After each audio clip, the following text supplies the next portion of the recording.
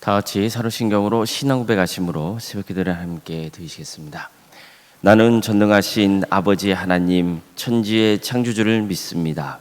나는 그의 유일하신 아들 우리 주 예수 그리스도를 믿습니다. 그는 성령으로 잉태되어 동정녀 마리아에게서 나시고 본디오 빌라도에게 고난을 받아 십자가에 못 박혀 죽으시고 장사된 지 사흘 만에 죽은 자 가운데서 다시 살아나셨으며 하늘에 오르시어 전능하신 아버지 하나님 우편에 앉아 계시다가 거기로부터 살아있는 자와 죽은 자를 심판하러 오십니다.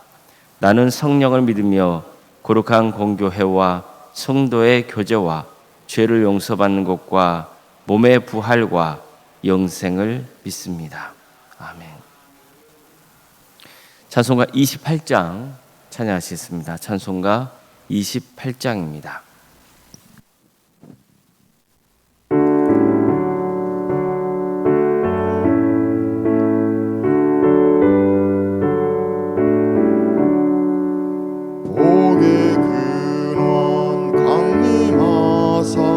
찬송하게 하소서.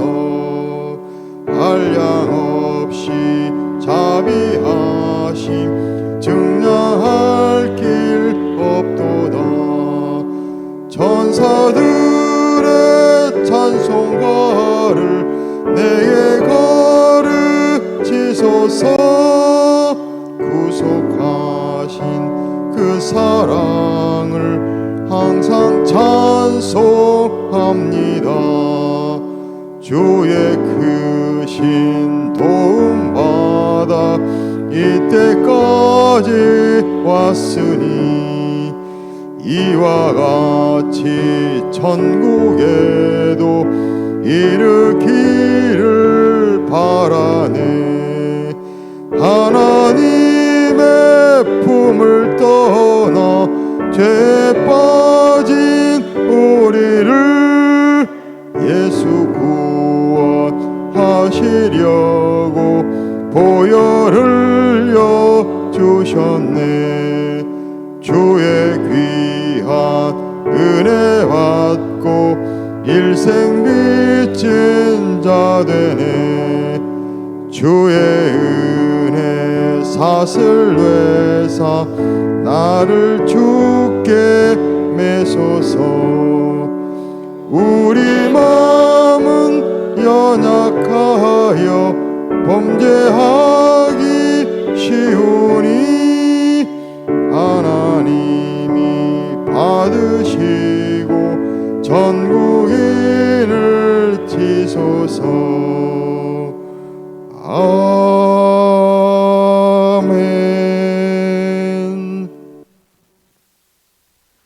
하나님 말씀 함께 보겠습니다. 구약성경 레위기 19장 23절에서 25절까지 말씀입니다. 레위기 19장 23절에서 25절 말씀입니다.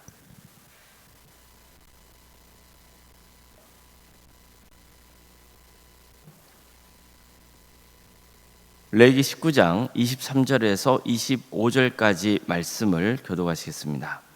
너희가 그 땅에 들어가 각종 과목을 심거든 그 열매는 아직 할례 받지 못한 것으로 여기되 곧 3년 동안 너희는 그것을 할례 받지 못한 것으로 여겨 먹지 말 것이요 넷째에는 그 모든 과실이 거룩하니 여호와께 드려 찬송할 것이며 다섯째 해에는 그 열매를 먹을지니 그리하면 너희에게 그 소산이 풍성하리라. 나는 너희의 하나님 여호와이니라. 아멘.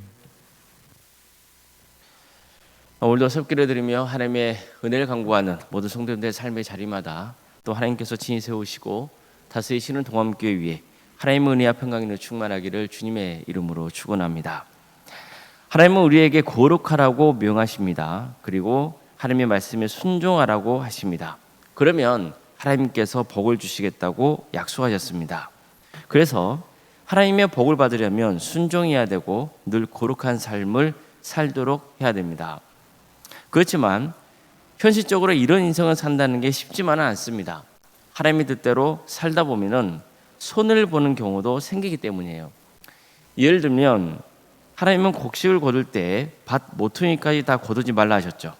추수하다가 바닥에 떨어진 이삭은 줍지 말라 하셨고, 포도원의 열매를 다 따지 말라 하셨습니다. 또 포도원에 떨어진 열매는 줍지 말라 하셨어요. 이것은 다 가난한 사람과 거름을 위해서 버려두라는 거예요. 하지만 어떻습니까? 이게 쉬운 일입니까? 이럴 경우에 수확량이 줄을 수밖에 없잖아요. 오늘 본문도 마찬가지입니다. 하나님은 이스라엘 백성들이 장차 가나안 땅에 들어가서 그 땅에 과목을 심을 때 취해야 할 행동에 대해서 이렇게 말씀합니다. 너희가 그 땅에 들어가 각종 과목을 심거든 그 열매는 아직 할례받지 못한 것으로 여기되 곧 3년 동안 너희는 그것을 할례받지 못한 것으로 여기되 곧 3년 동안 너희는 그것을 할례받지 못한 것으로 여겨 먹지 말 것이요 넷째 해에는 그 모든 과실이 거룩하니 여호와께 드려 찬송할 것이며 다섯째 해에는 그 열매를 먹을지니 그리하면 너희에게 그 소산이 풍성하리라. 나는 너희 하나님 여호와니라. 가나안 땅에 들어가서 과일나무를 심잖아요. 그러면 3년 동안은 그 나무에서 열린 과일을 먹어서는 안 된다고 하시는 거예요. 그리고 4년째 열린 열매는 거룩하기 때문에 이때 달린 모든 열매를 하나님께 감사하는 마음으로 바치라고 명하셨어요. 자, 그렇다면 과일나무를 심고 몇 년째까지는 전혀 못 먹는 거예요? 4년째까지는 못 먹는 거예요. 5년째가 되어서야 비로소 과일나무 열매를 먹을 수 있었습니다. 그런데 어떻습니까? 이 말씀을 지키는 게 쉬울까요? 어려울까요? 나무에 과일이 열리는 대로 먹지 못하고 그대로 놔둬야 돼요. 1년 정도 참을 수 있죠. 근데 2년, 3년 시간이 계속 지나야 되는 거예요. 과일나무에 분명히 열매가 열리거든요. 얼마나 아깝겠어요. 그냥 모른 척하고 조금이라도 그 열매를 따먹고 싶은 유혹이 생기지 않을까요? 더구나 4년째 열린 열매는 전부 하나님께 바쳐야 됩니다. 이게 쉬운 일일까요? 이스라엘 백성들은 애굽에서 노예 생활을 해야 했고 또 앞으로 살펴보겠지만 40년간 광야 생활을 해야 했습니다. 그렇게 힘든 과정을 거쳐서 이제 그들의 후손들이 가나안 땅에 정착을 하게 되는 거고 드디어 땅을 읽어서 열매를 맺게 되는 거예요.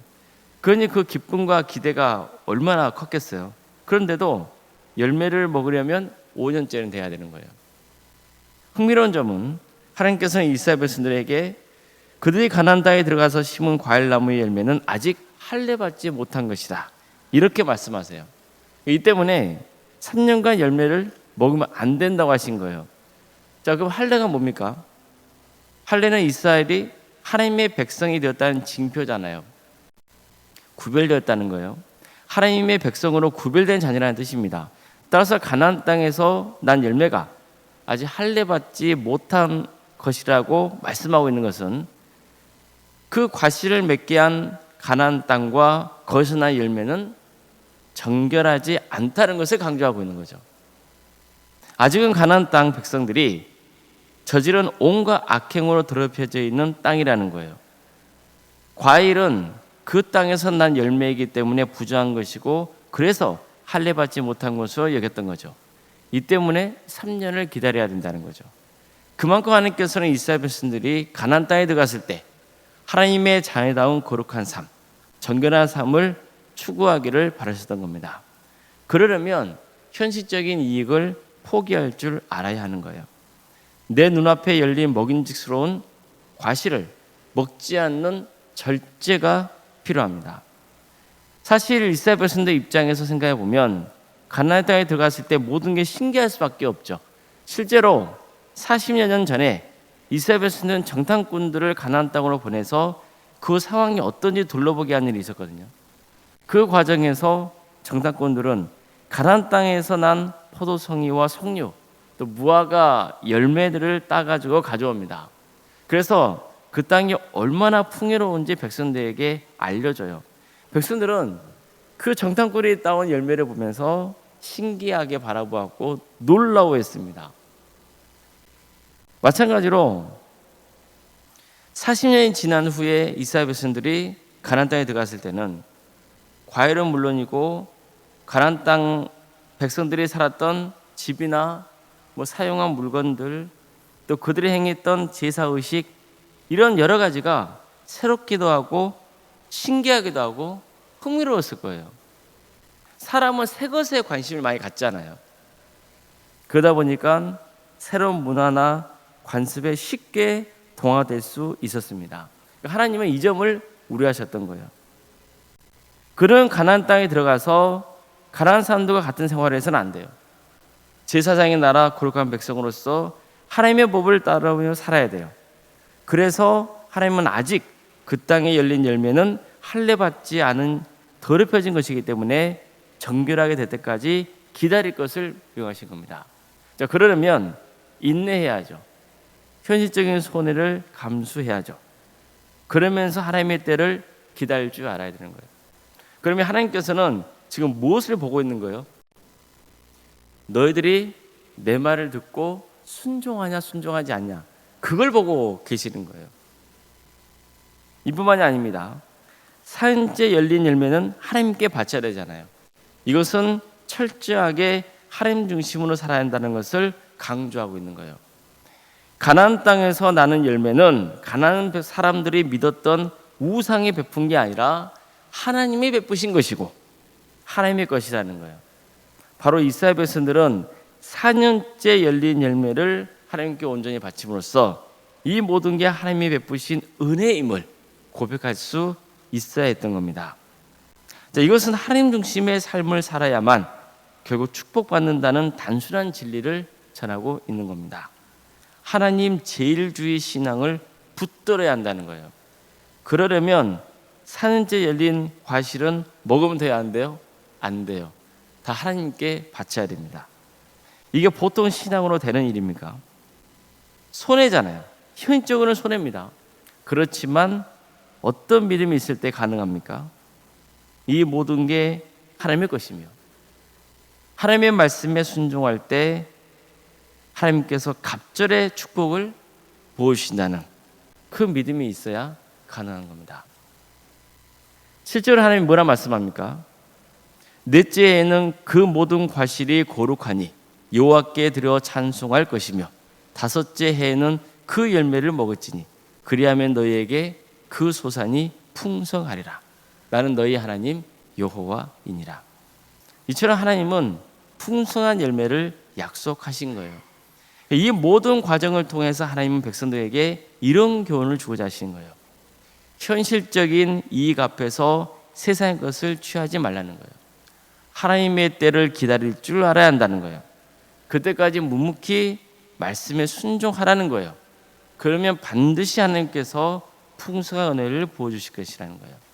지금 힘들다고 어렵다고 포기하지 말라는 거예요. 악한 세상에 눈을 돌리지 말라.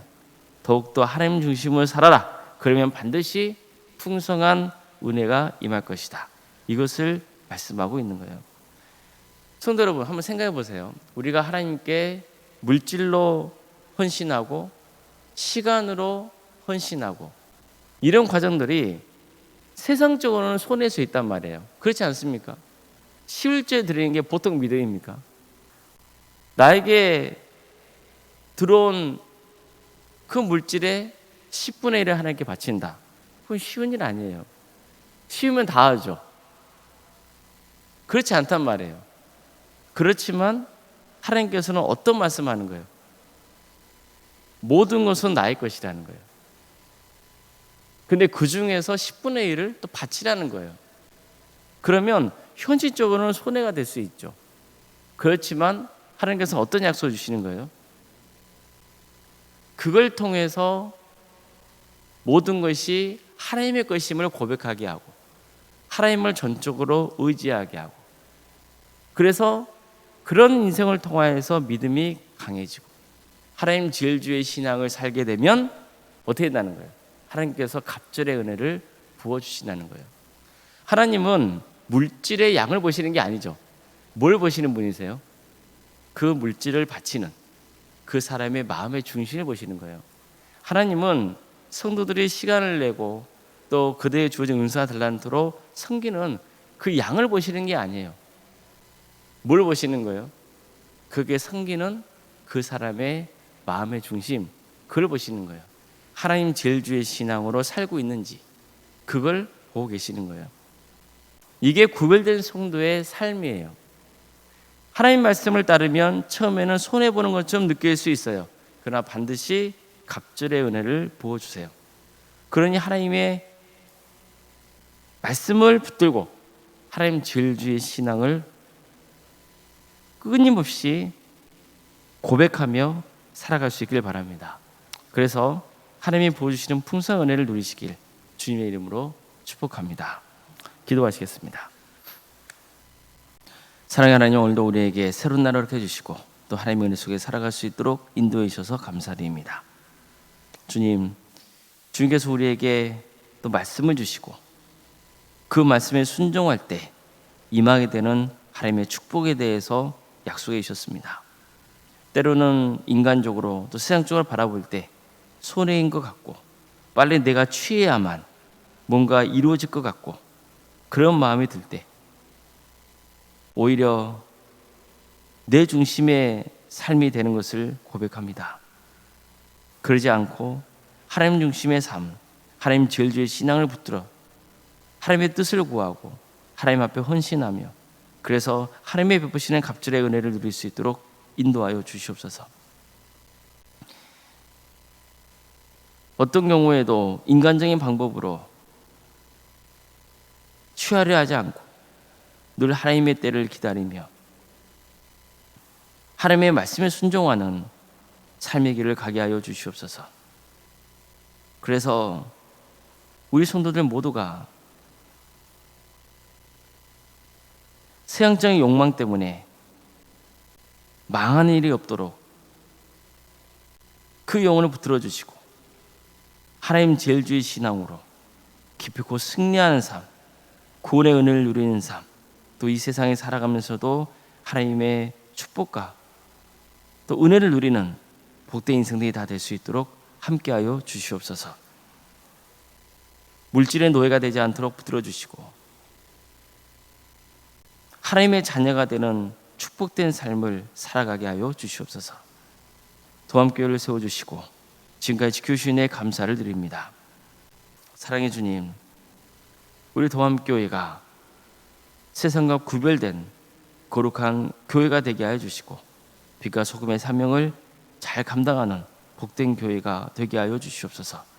우리 성도들 모두가 예수 그리스도를 주로 고백하는 그 복음 붙들게 하여 주시고 하나님 제일주의 신앙으로 무장하게 하여 주시고 그래서 한 마음과 한 뜻으로 힘을 모아서 하나님의 나라와 그 영광을 위해서 헌신하는 복된 교회가 되게 하여 주시옵소서.